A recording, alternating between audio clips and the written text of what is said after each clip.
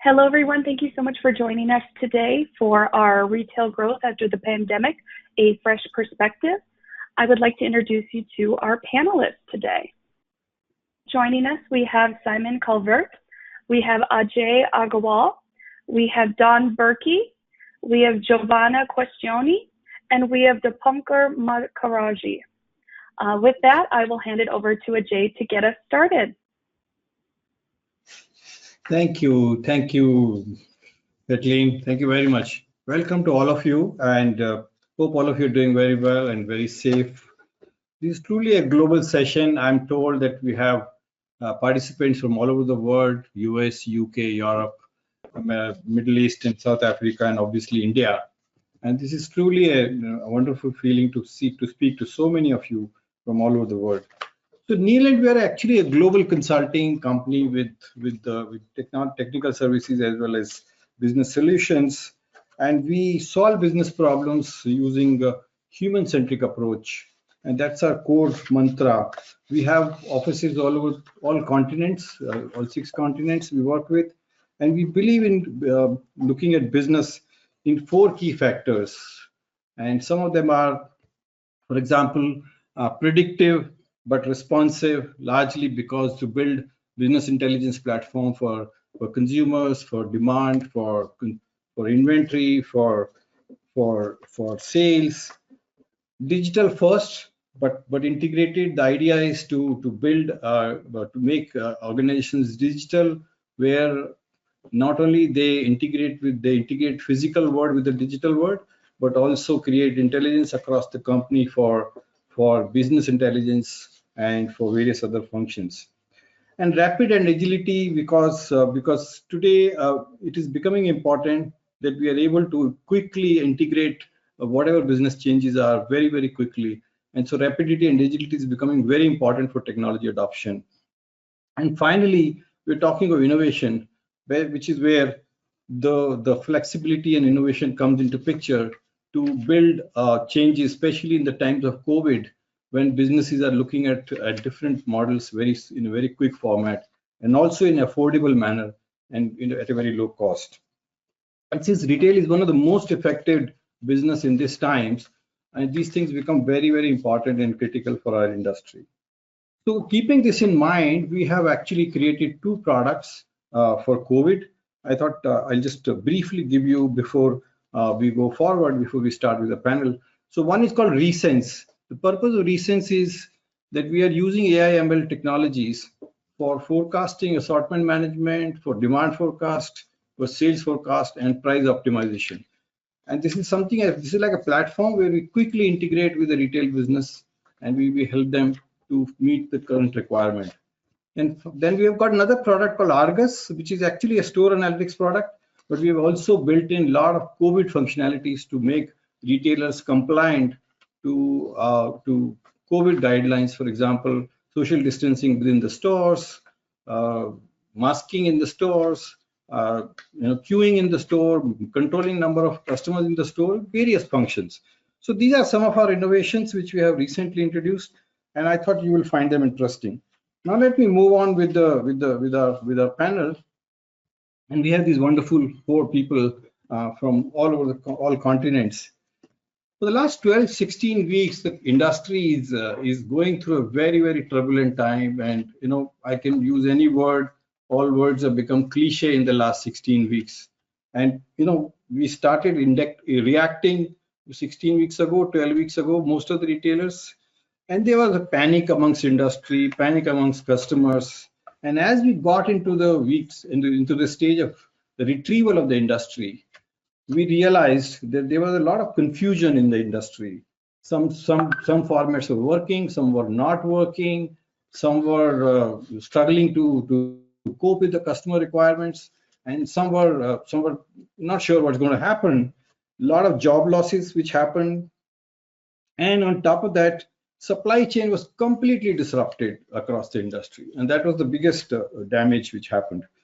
And now I believe most of the retailers across the continents are getting into a revival mode, and that's the journey, the new journey which everybody started. And that's why we are sitting here to discuss that how we are going to revive this industry, how we're going to take it back on the growth path. And if you look at some of the lessons from the retrieval stage, they are the customers were doing panic buying during the retrieval stage. There were a lot of external factors in various countries and different markets. Like for example, in some countries, the stores were allowed only to open few hours, and only online was allowed, offline was not allowed. So there were various restrictions which are completely external factors, not in the control of retailers, and the retailers did not know how to cope with that. All their forecasting system, all their planning systems went out of the window, because the historic data has no relevance anymore, because the buying behavior of customers changed, channels changed from offline to online, became more popular.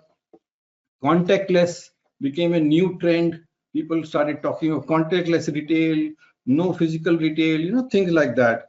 And a lot of new factors came in, and that is what is causing so-called new normal in the retail industry.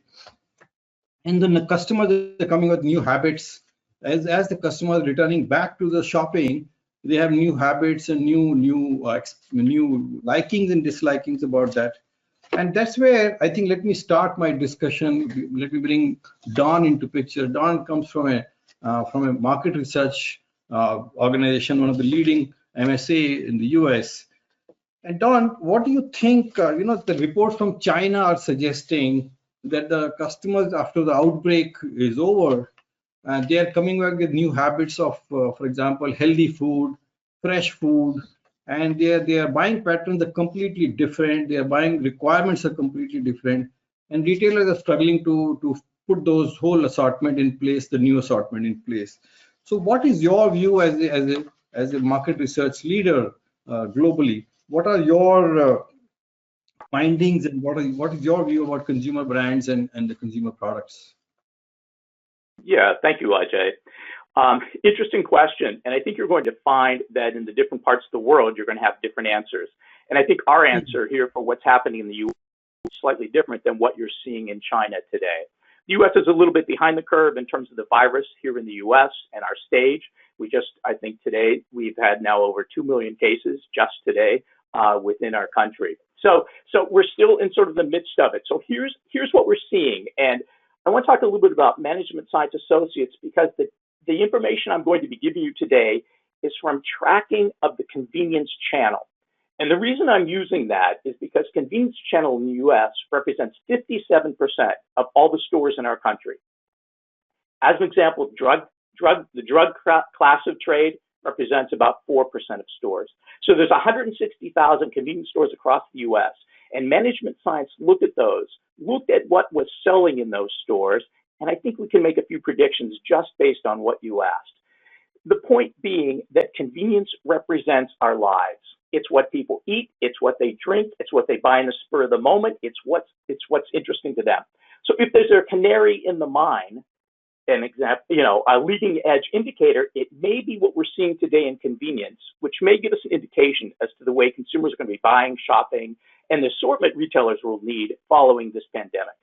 So as we come out of it, the first thing that we see in the US are that consumers are incredibly cautious and concerned. And what we've been beginning to see is that two of the best-selling items in convenience today are masks and hand sanitizer. They weren't even carried months ago, and this is only during the month of May. So in May, those were two of the best-selling items. Consumers are being incredibly cautious. I also want to mention for retailers in the audience, we did a study here at Management Science on a local casino. And people who are going to be willing to go to a local casino, what we found, and I'm just going to give you round numbers, is about half the people were incredibly excited to get there. And in fact, about half of the half said they're going to be there within the first hour. The other half said within the first couple of days. But the other half said not for a while, maybe 30 days, maybe not till there's a vaccine, a while. Yesterday, CNN reported the same sort of thing. In the US, about 50% of consumers are very cautious and are going to stay back. 50% are willing to go out. So for retailers in the audience, in terms of that assortment, you've got to get it right, because you're only going to have a limited audience, particularly as we go through this recovery period, which most are saying will happen through the end of the year. So the first thing we saw, that consumers are very, very cautious. And I want to make this point as well. In the convenience channel in the US, food service is very big. This is where you will see somebody preparing for you a sandwich, a food item within that store. Food service right now in convenience in the US is down between 10 and 35%. But what's up? Packaged foods and snacks. Those foods that are fully enclosed, fully wrapped and sealed are up significantly. So those foods that are prepared by a person that are out in the air and that type of thing are down. The packaged and food and snacks that are wrapped securely are way up. Interesting also, coffee service, where you pull your cup and you pour yourself some coffee. Now, certainly it's warmer now, so it's going to be down. But even looking at seasonal adjustments, it's down far greater than what you would anticipate. But what's up? Packaged beverages are up between 12 and 23% in convenience in the US today. Consumers are cautious. They don't even want to take the chance on pulling out a cup and pouring a cup of coffee. They're buying something that is sealed and completely wrapped for them to consume. Very, very, very interesting observation in terms of how consumers are being so cautious right now in the US. And that is important for retailers to understand because they've got to take these hygiene requirements into account as they begin to reopen. Now, the other thing I want to bring up, and you mentioned about health, and you would think that consumers, having gone through this pandemic, would be so interested in health and things that are really good for you. We're finding, at least in the convenience category that we're tracking, in the convenience channel, we're seeing something very different. So right now we're seeing that consumers don't want as much health as they want comfort and they want relief. And the kind of items that are selling right now in convenience stores, snack cakes, pastries, desserts, they're up between 4 and 11% in the month of May. Muffins and donuts up 4 to 8% in the month of May. Meat snacks, which are not necessarily healthy, but somewhere, are up 23%. Chocolate bars up 15 to 20%. What's down? Health, energy, protein bars are down between 12 and 28%. Granola bars down by 10 to 20%. Nuts, seeds down by 4 to 12%. They want comfort. American consumers want comfort right now. So they're very cautious and they want comfort. And that's what's really going to be important to them. Charcoal sales are up. They're at home. They want to feel good, that type of thing. Interesting as well, for even greater relief, liquor sales is up more than double during several weeks here in May. Liquor sales incredibly through the roof. The other thing I'll mention, because a category that we track is tobacco. And in the US, cigarettes right now are up between 5 and 10% in the month of May. What's interesting about that is that in the US, we've seen a greater decline in tobacco than we typically see in the rest of the world. So it's typically down between 4 or 6%. It's up 5 to 10% in May. Consumers are looking for comfort. Now, related to this, and I'll just go a little bit further, related to this health and comfort move is a move from sort of hardcore fitness to more home-based recreation. So recreation is becoming important.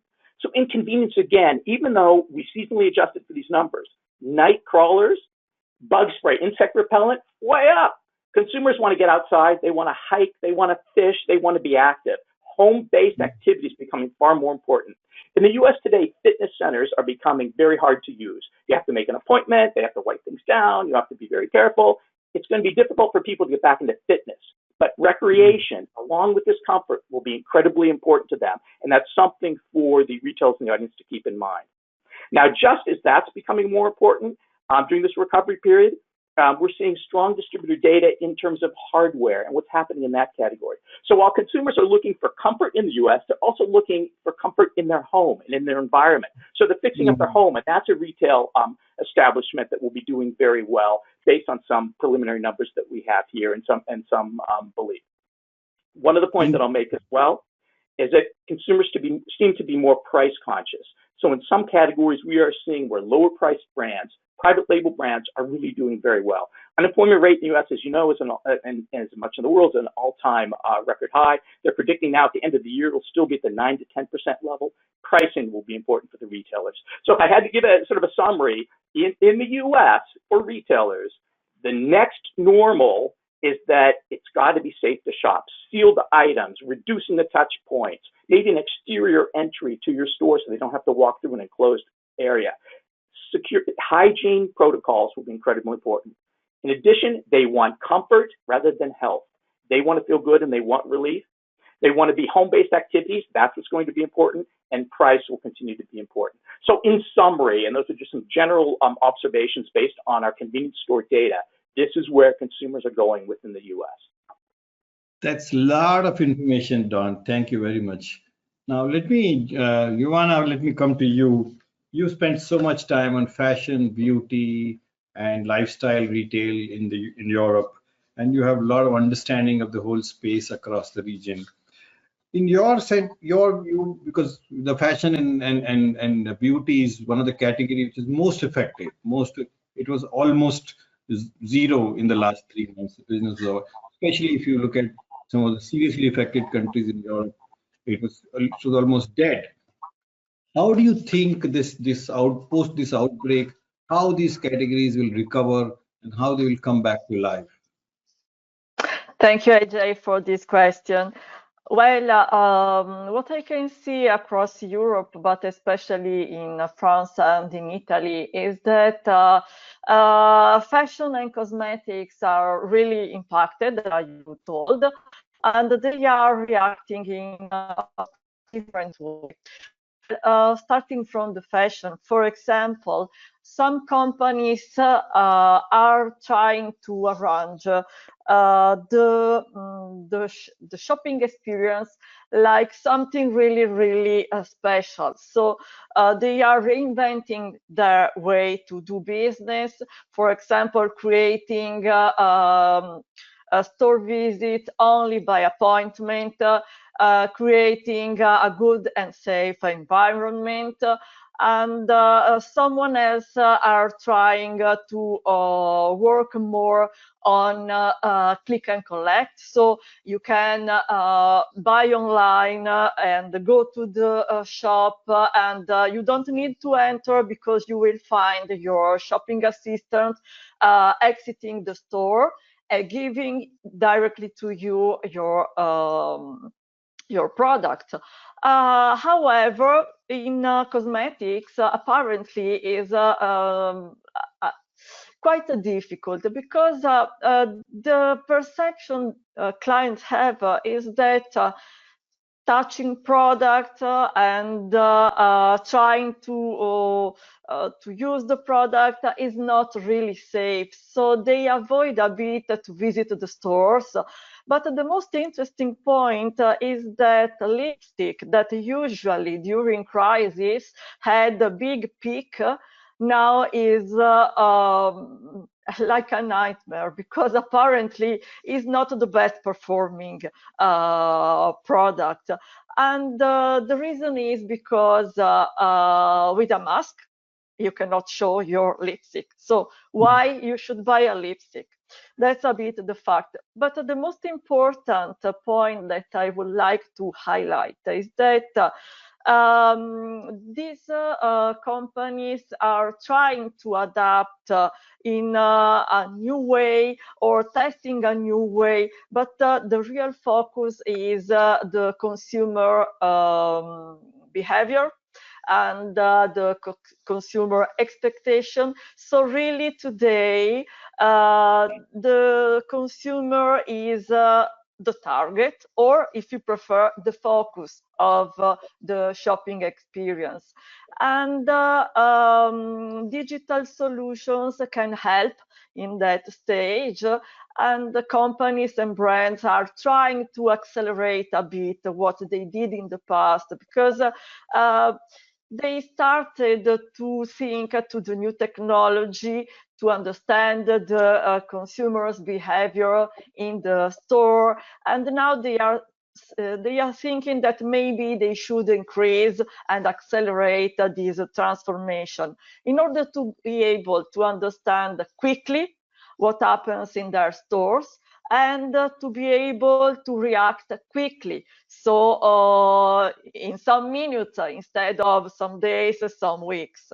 And that's really important because by my experience, digital in stores can really help on commercial and marketing strategies, but especially can help to adjust and react so that all strategies can be tested and readjust really quickly. It's easier for the consumer because the consumer can find quickly a store or a boutique that react to his or her expectation. But from a brand point of view, the fact to be able to collect data and to analyze, to discuss, and to adjust quickly is really, really a good result. And I want to say that it's a must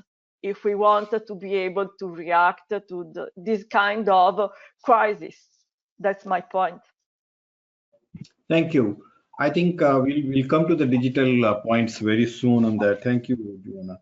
Now, Simon, you have been working in merchandising, buying, retail, e-commerce. You have one of the most all-around experience in retail across Europe. Now, during this pandemic, consumers moved to new channels. Because of the whole fear, as Joanna said, that they were worried about going to the stores. A lot of new models were created of commerce, apart from just the online alone. And another day, I was talking to ACS team in London.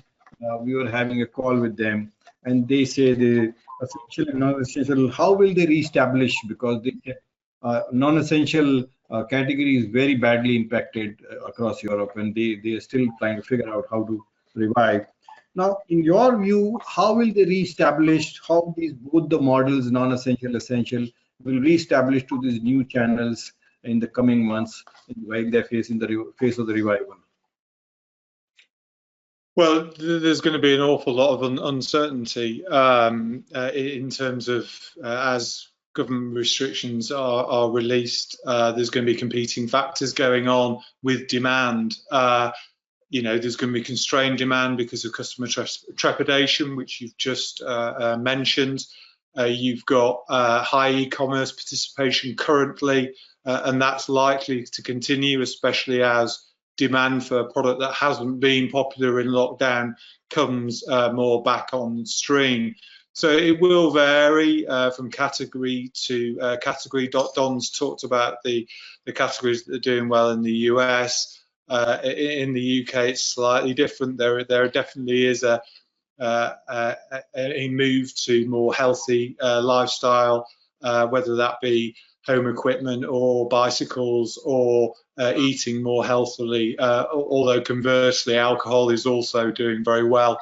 I'm not sure about the chocolate trend, but so you've got competing factors going on, and really the job for a retailer is to adapt to that, and the adaptation needs to fast forward people's digital transformation, really. So whether it's employing machine learning to help you establish what demand is and what demand is likely to be going forward, whether it is to reimagine stores in terms of to adapt to lower footfall, making them a trip worthwhile from an experience perspective, putting technology in there, making it more of a seamless experience with online shopping. And then, as Giovanna mentioned, I think that ties in to the collection of data, both from an e-commerce perspective and from an in-store perspective, and that collection of data in order to really drive what retailers buy for customers rather than what retailers think customers want. Really could revolutionize retail by the implication of more new technology. However, in all of this, you've still got come to the conclusion that e-commerce will be a very important and probably higher participation than it was pre-lockdown. China, it looks like it's about 10 points higher than it was previously, and I suspect it will be something of a similar 10-point growth in the UK, which basically would turn it into 70-30. But in the short term, there's going to be mortality salience, I survived, going on, pent-up demand as well, disrupting all those demand forecasts, etc. And you're really going to need the granularity of detail that machine learning can give you to understand and forecast it forward. So that's kind of how I see the market. There's a lot of uncertainty, but a big opportunity for retailers to reimagine their business models, what they do, and the experience they give to customers, and make sure it's more seamless. Thank you. Yeah, wonderful. We'll come back to you. You touched upon a lot of things like pent-up demand and the demand forecasting for new models and all. Deepankar, you love innovation. You've been working, building experiences for retailers, marketing strategies, communication strategies, and you've been also working on sort of a lot of new strategies during this period of last 3 months. Tell us, what is your understanding? What kind of shift is taking place, and what kind of work you're doing now in the new world, since you're hands-on with the change right now? Yeah, I think, I mean, the data points that Don talks about are always very interesting and refreshing, because you see it reflected in your own life as well. Big on liquor, big on chocolates, big on everything else as well. Well, I have not eaten chocolate for many months because I don't get it here anymore. Yeah, but I have a slightly different perspective. I feel that I think as human beings, the greatest power we have is the ability to forget. And historically, we have seen this superpower of ours to kind of surmount a lot of crises in the world, be it the Spanish flu, or even things like 9/11. People said we will never fly again, but we did. The HIV crisis, we thought we won't do a lot of things post that, but we continue doing that. And so I think we tend to forget. So yes, I think Simon touched upon it towards the end, that in the short run, you will see a lot of reactionary pieces, but it's really how you take this very unfortunate incident of the pandemic as an opportunity to rethink, reevaluate, and look at it from a long run perspective. I'll tell you, if we were having this webinar even a year back, and if you had asked all of us the same question, retail growth, we would have essentially spoken the same things. We would have spoken about consumer centricity, a singular view of data. We would have spoken about an integrated consumer experience. All of the same things would have remained the same. I think what the pandemic has done, it has acted as a catalyst. A lot of the same clients that we used to go to earlier, they used to say, yeah, it's good to have, but I don't really need it right now. And now suddenly it's not a luxury, it's not an affinity builder, it's a subsistence piece, it's a criticality, it's a critical piece to the business's existence. So that's what has really shifted. And we are seeing this again and again.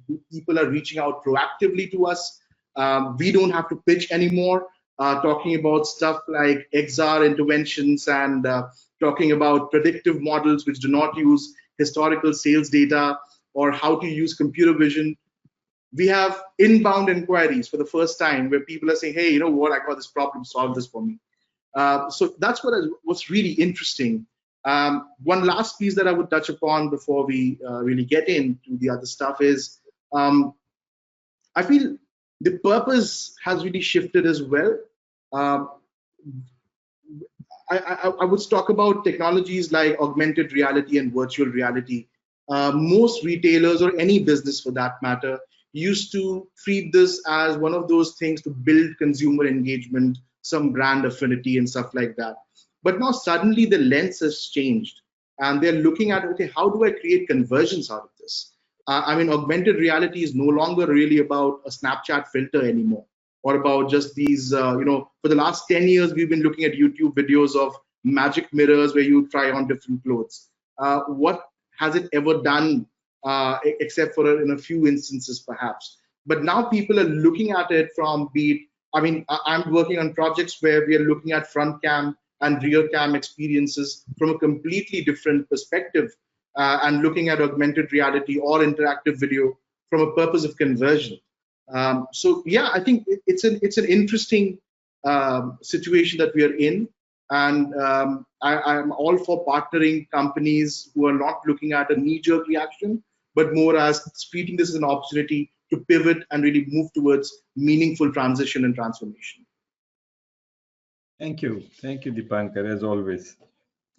So Don, one other trend which I'm seeing and which is also influencing a lot of technology interventions is brands during this time they started exploring a concept called direct to consumer, D2C, and that suddenly opened up. Earlier it was talked only in conferences, but now they actually in reality they tried it out and it worked, especially in Far East and China and Japan. And now, do you think that that whole D2C concept is here to stay? Because that's where the brands are now exploring new technologies, new digital models to reach out to the consumers directly. And so, what do you, in your opinion, are the brands going to build strategies to reach out to the consumers directly? So Ajay, yeah, I would completely agree with you. Right now, we're seeing in the U.S. that consumers have changed their purchasing habits. So they've gone online, they've been comfortable with online, they're continuing to do that. What will have to happen for brick and mortar retailers to regain the success and the sales that they used to have is to get directly to those consumers. So it's imperative that they develop that relationship again. And that's going to be important to change the behavior, because there needs to be significant momentum for consumer now to change the behavior they had to something that to return to going to brick and mortar. And that direct marketing, the right offers, we talked about price conscious consumers today, the right amount of offers, getting those messages directly to the consumer will be important. Many retailers in the US have started to do what's called micro marketing, which is marketing directly to those consumers right around their location, homeowners associations, city blogs, another way of getting directly to those consumers that have the potential to shop in your store. But you're right, the brands that are going to be successful are going to be using that strategy going forward without question. So do you think this is going to create new models of partnership between the brand, the channel, as well as the consumer, and with leading to a new piece of technology and new requirements and new digital models completely? So yes, and the reason for that is this: it doesn't require as much of a change of behavior. So since consumers now are used to using, ordering things electronically, using digital applications to be able to access the goods and services they need, the more that today brick and mortar retailers can then take a hybrid approach to what they used to do, to use that digital that consumers have now become comfortable with, to be able to reach them and to work with them will be even more important. So it doesn't require then quite the change in behavior that they have been doing over the past 3 to 4 months in the work from home type situations they've been experiencing. So yes, that will be important as well. So Simon, do you think, this whole thing we have been talking, coming back to, you mentioned some earlier that, and Dipankar also touched upon it, that there have been talk about digital acceptance and all this AI, ML, and, earlier the retailers have been talking about adopting those and find, it was not there as a priority, business priority. And now they are exploring those models. That is one. On the other hand, the retailers have run out of money during this whole period of 3 months, 4 months. They have no money available to invest in new technology. So how do you think, though, when they are ready to break up new technology, they have no money? So what kind of models you think are going to come in, which will take them to this new journey? A very good question, and you're absolutely right. I mean, in the UK, the main, as stores are due to open, or non-essential stores are due to open on Monday, all retailers are looking at the balance sheet. So no retailers want to make any decisions about anything at the moment. Having said that, digital transformation has significantly moved up the agenda. And I agree with Dipankar. It has fast forwarded the priority for that kind of transformation. However, what they're also going to be looking for are quick wins. So it is going to be important that they utilize technology out there that can be easily implemented, easily deployed, that doesn't take a massive amount of organizational and structural change in order to get the benefit from it. So as well as looking at more of the medium and long term to reimagining what the models should look like, because that's a longer term view. So I see really two streams going on: the quick reactionary quick wins, whether that be understanding demand or better visibility of supply chains, or utilization of 3D avatars, or and then the whole structure of organizations and the whole management of organizations and making sure they're more agile is more of a long-term thing, and really putting data at the heart of it may be more of a long-term project because of the all-encompassing nature of the change involved in doing that. However, you need to start capturing the data early in order to use it later on. So you've got all these competing factors going on, but there's a lot that can be done in the real short term, quick wins that improve that P&L. Giovanna, let me come back to you. Again, coming to fashion and beauty, it's a very, very experience-based category. And, you mentioned about it that a lot of new experiences were required, and now people are talking about appointments and click and collect. But more than that, how do you think they will replenish these old experiences, or like trial rooms and other things? How are they going to compensate that? The retail stores, the fashion retail stores and beauty retail stores are the large, like visiting centers. Europe is a fashion tourism continent. I would say that large fashion industry in Europe runs through tourists. And how do you think those new experiences will be adopted, and what kind of technology you are coming across which will become prevalent to drive this category further? You have any use cases, any examples of the kind of technologies which retailers are willing to or are ready to use to replace these experiences?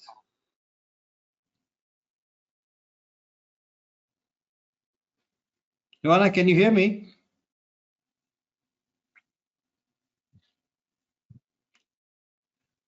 It looks like she might have froze, so we might want to come back to her. So anybody else wants to take this question? I mean, I will come back to Joanna with another one. And Simon, what is your view? Dipankar, Simon, between both of you, I think. Yeah, I think I'll take it in two parts, really. One is what you also asked earlier about, or what Simon really mentioned about the quick wins, right? I think it's also a lot depends on the solution providers. For instance, don't go back to the market with custom solutions saying that, hey, this is what we can do. Have plug and play solutions ready. That's really been our approach as well, about repurposing existing technology or quickly adapting. For instance, I'll give you a very quick example of how we are using computer vision that was earlier used for retail analytics. And instead, during the pandemic, we quickly switched that and repurposed it into looking at COVID-19 protocol monitoring, right? In the beauty segment, once again, a lot of ready to deploy solutions are there. So in augmented reality, you have a lot of front cam experiences, which are essentially your selfie video experiences, where you can use augmented reality to try on different beauty products, cosmetics, and different things. Again, you have back cam experiences, which will help you know more, discover more about a product.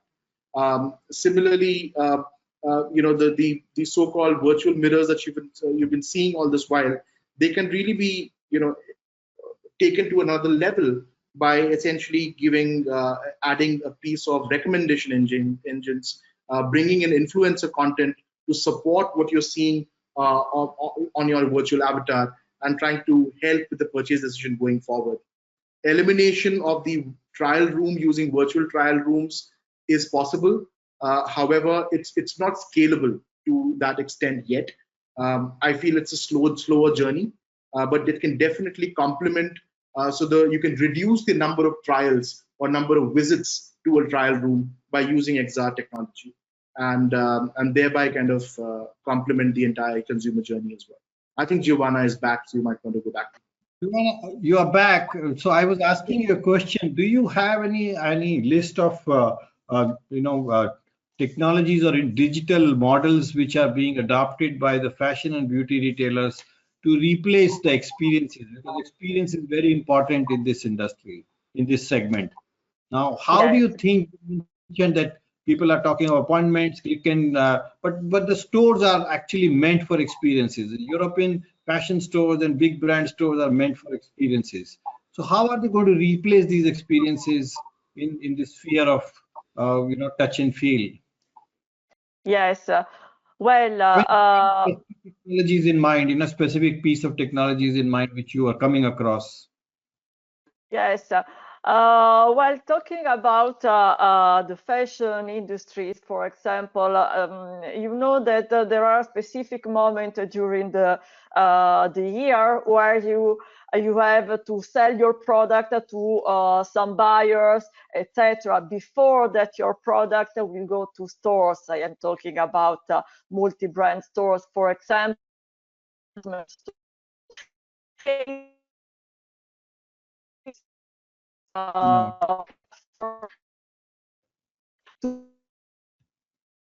We have a problem with her bandwidth.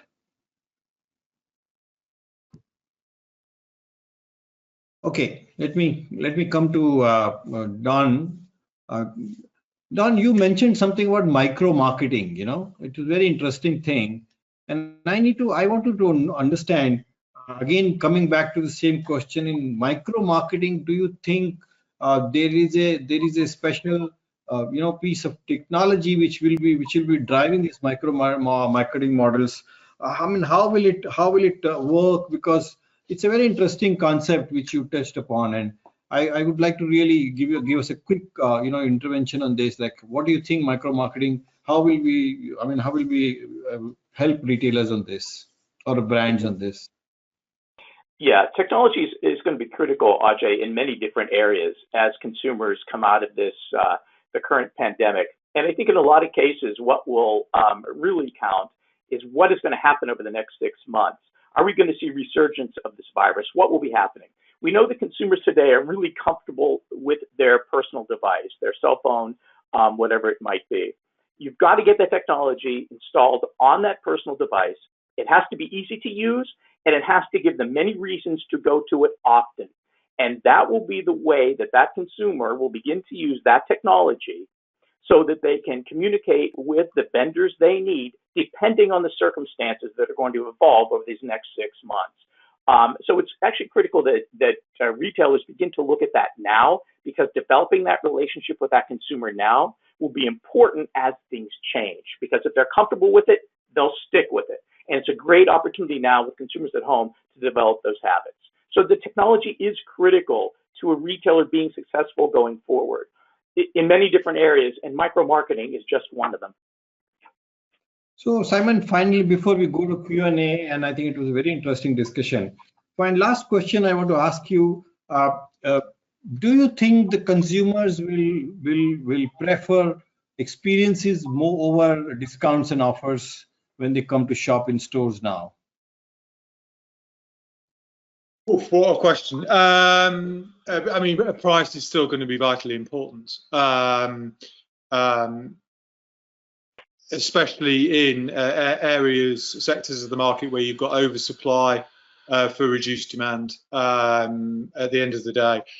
So in the UK, the fashion space is probably going to be very price sensitive.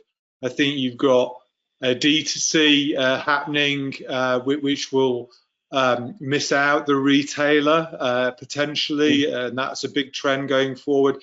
That where the brand then controls the price will have less price sensitivity,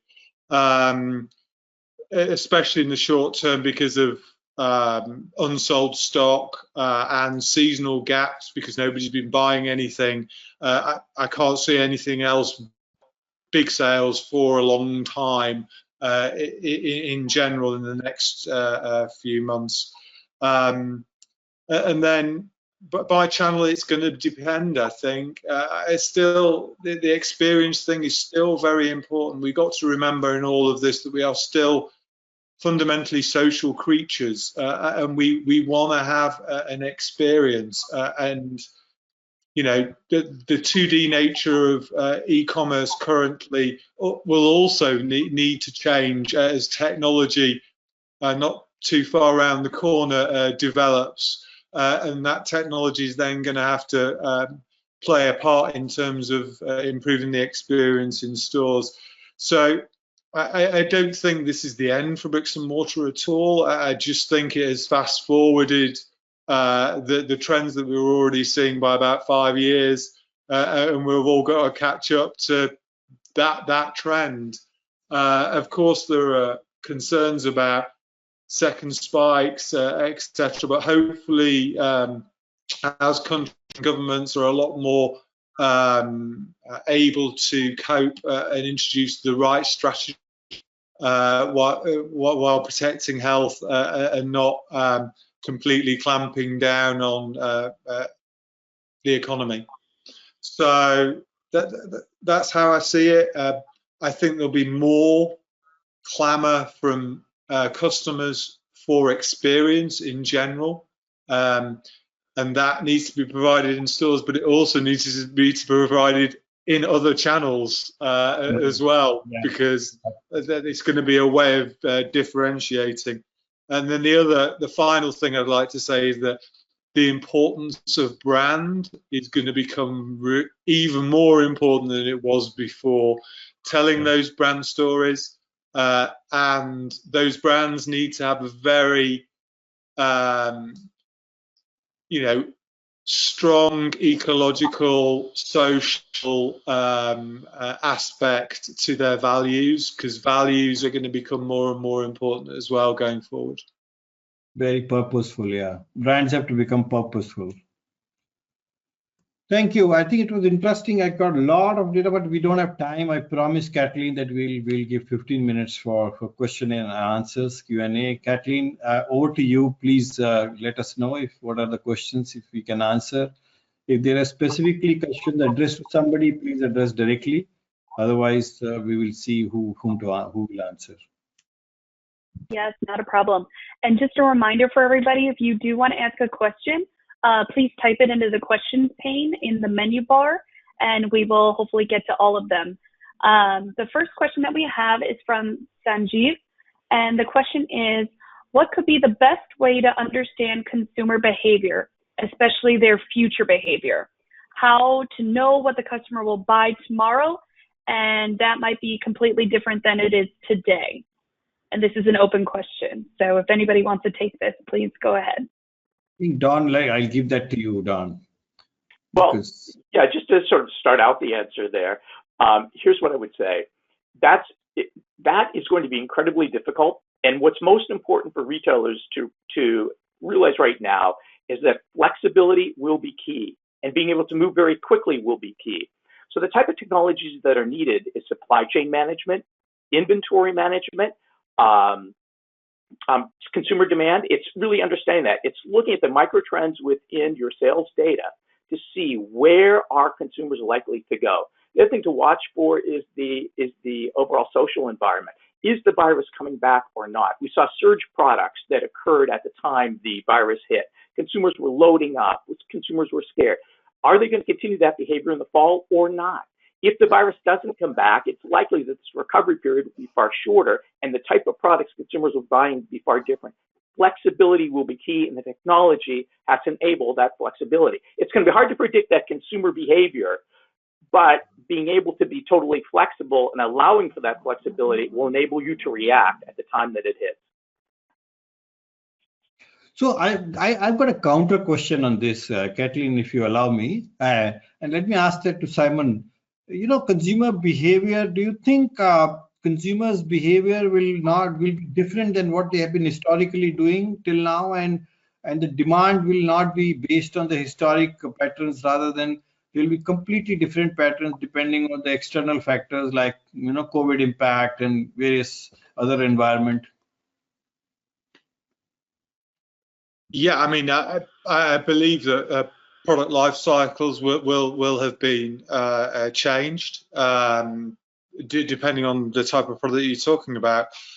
Seasonal sales profiles, well, last year is irrelevant to this current situation. Whether next year is similar to 2 years ago, who knows at the moment. But I agree with Don. It's the agility and flexibility and using technology in order to get down to the granularity of detail so you can see the demand changes. It's about utilizing other technology, whether it be predictive modeling or looky-likes, whether it be store looky-likes or product looky-likes, to look at using technology to look at the assortment mix, etc. All good stuff which retailers are used to doing, but they can't do it in the granularity of detail that's now required to pick up on the changes, because all the other benchmarks are null and void, really. There will be longer term trends that come out of this, whether it's a health one, whether it is eating more chocolate and having more treats, whether it be people don't go to the gym as much and there's more home fitness. I don't know. We could guess at those, but yeah, I think that some things will have definitely changed. I definitely see the sustainability product and the social issues also probably speeding up in terms of their importance and their implication on the products consumers buy. Thanks. Kathleen, next question. Wonderful. This is kind of a two-part question, and it's from George, and he asks, what does the panel believe will be the split between brick and mortar and e-commerce, and what percent of that will be omnichannel? Deepankar, you want to take that? Or? I don't think I would have numbers, but intuitively what I would understand is everything has to go omni-commerce. Whether you were a physical retailer or an e-commerce player, you need to think about strategies where you're integrating some physicality to the piece. E-commerce players definitely in the short run will have a much more greater access to the playing field. So I see an initial spike in e-commerce sales going in. Physical retailers also will try to build their own D2C models or their own get into a marketplace model or try to build their own digital channels. And integrated commerce experience is definitely the way to go forward. Unsure about the split at this point. Maybe Simon or Don would have a better perspective on that. Well, the only thing I would add to that, Ankur, is the omnichannel is the way to go, right? It has to be one uniform, consistent approach to selling and developing that relationship with your consumers. So omnichannel is clearly it. I believe the figure in the US is currently about 20% of total sales is online. That was prior to the pandemic. So it's likely far higher than that today. But still the majority of sales was in brick and mortar. And so it is the ability to use this technology going forward that consumers become used to and incorporate it into the way that consumers will be shopping in the next normal environment. So yeah, but omni-channel, that same experience, regardless of how a product is purchased, will be critical. Thanks. Wonderful. Thank you both. Yes. So this is kind of similar questions between Chinmay and Emmanuel. They are asking about consumer data and how to protect it. So the question is, how would you ensure that customers in retail stores have complete right and control over their own data while using e-commerce platform platforms, and then, when it's critical for AI and ML algorithms for the big data, how do you make sure that that customer data is protected? That's a tough one. No, I think I'll add a quick entry point here. I think this pandemic is really opening the gates to a lot of discussion around data privacy and data control, because I feel people will be more free in giving out their information, be it facial analytics. We have seen this trend at 9/11 where privacy and everything, people compromised. And I think even here, because of very obvious safety reasons, people will tend to compromise on that, and it will open up a lot of conversations around the ethics of data privacy and data control. If anyone else wants to add to that. Thanks. Kathleen, next question. Okay, great. This question comes from Chimay as well. Which key technologies will retailers invest in to drive customers back to their stores? Examples are product showcasing, checkout, etc. Yeah, I think let Joanna answer this, because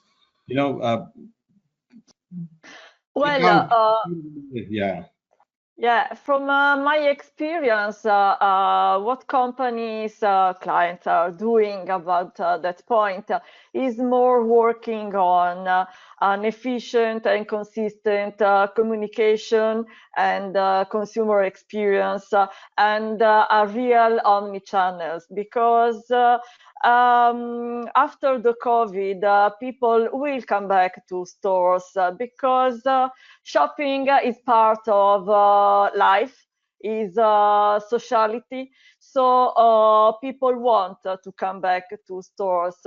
The real point is that brands should think through their business model in an omnichannel way, because the consumer is always the same. So I can buy online, I can buy on physical stores. I want to do both because maybe it's because of my needs. Maybe I need to receive the product immediately and cannot have time to go to the store, or maybe I want to have a look to the web and then move to the store to buy my product. So really what I am experiencing with my clients is that moving to a real efficient omnichannel and using technology to create a real commercial strategy and a real marketing and communication strategy. So Joanna, I want to ask you one question. In fashion in Europe, do you think retailers are ready to adopt RFID in the fashion products for self-checkout, for contactless checkout, or do you think that its time has come? Well, our clients are thinking to that, but for the moment are not really ready, we can say that. However, we had some tests with grocery, and in that case, it's really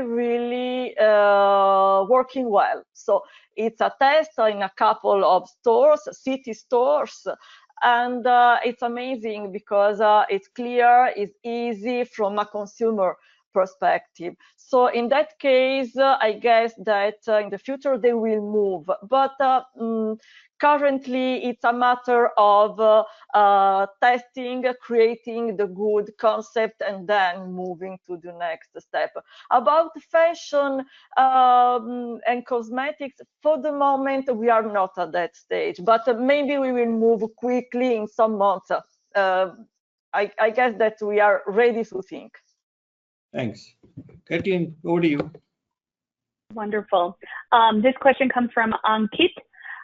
Since demand is reduced, what can be done to grow market share from competitors? Is that even a possibility? How can brands keep themselves ahead of their competition? Don, back to you. Yeah, the one key that I think is going to be critical to gaining that market share and getting competitive share more in your favor is you need to offer the hygiene sanitation approaches that make consumers most comfortable to go to your store. It's going to be that comfort level that will get them back first.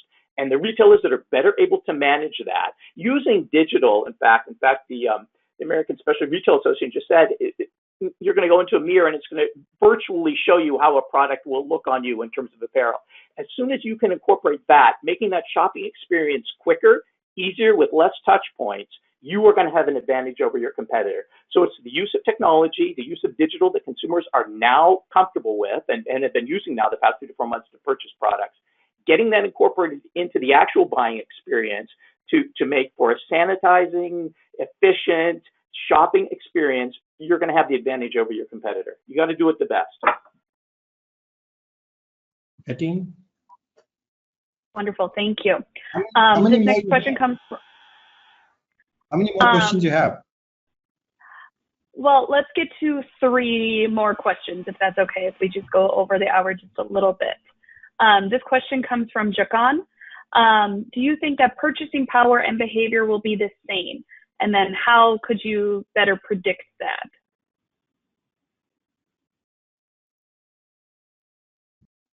Simon, I think take it? we've covered that quite a lot. No, I don't think behaviour, either by product type or by seasonality or by channel is going to be similar to last year or pre-lockdown. I think it will be different, and predicting it, you need to see the demand changes as they happen at a micro level and then scale them up and try and predict them going forward and continually check against that predictive demand curve and adjust it as you go. The reality of that is if you're doing it for 200 locations across 5,000 SKUs, a human being can't do it, which is why you need technology to help you. Mm. I would want to plug in something here. I mean, I think a wide variety of interventions could also be looked at. I mean, we, for instance, are using something as expected as Power BI, right? We have been the Microsoft Partner of the Year, and we have been implementing that, quickly repurposing it to kind of solve these, data analytics or problems. Also coming up with custom solutions which are deployable for removing the historical perspective of sales and looking at predictive models without that, which has been missing for a long while. Also looking at very different, somebody mentioned, could we look at predictability of human behavior or how people are going to respond to my product or to my communication per se as well. What we are trying to do right now is looking at emotional analytics in a way that will be like a paradigm shift of how quality research is being done all across. So looking at a very agile methodology of using facial recognition to deliver emotive analytics at scale. So these are some quick interventions that could perhaps help people businesses get the necessary perspective to essentially get all these, the edge over the competitors, so to say. Wonderful, and I think that's a great answer to end on. So Ajay, if you want to wrap up for us. Yeah, thank you very much, everybody. And it was wonderful to have, and I think we had a very interesting discussion. I wish we had more time in our hand because we were really, a lot of new points are coming up, a lot of interesting aspects are coming up. And maybe we should have another session sometime again and touch upon the areas which we left out. Thank you very much, and thank you, audience, for being here. I believe it was a big audience, houseful audience today. And it was a very learning experience for me personally, from all of you, all 4 of you. Thank you for being with me, and thank you for taking your time out. Bye. Namaste. Thank you, so much. everybody. Bye, everyone.